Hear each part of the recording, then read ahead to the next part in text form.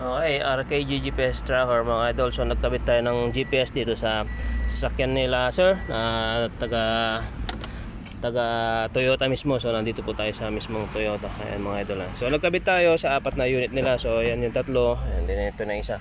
Okay, so pinakabit nila dito sa atin ito yung no void warranty, no splicing. Okay, no stock wire po yan. So yung mga nagdududa about sa void warranty, huwag po kayo mag-alala sir, garantisado hindi po tayo makavoid ng warranty. As you see, mismong taga Toyota pa po yung nagpapakabit sa atin, at tiwala sila dahil garantisado tayo na walang void warranty. Malinis po yung installation natin, hindi po nakikita, nakatago po ng maayos, quality po yung ginawa natin. So dito lang po yan sa RKJ GPS tracker. With mic po ito mga idol. Itong icon na to with mic, with kill engine po yan. So meaning pwedeng patayin ang sasakyan in case of emergency, and with mic pwedeng marinig yung nag-uusap sa loob ng sasakyan natin. Okay, so ito po yung RKJ GPS tracker. So yun lang mga idol.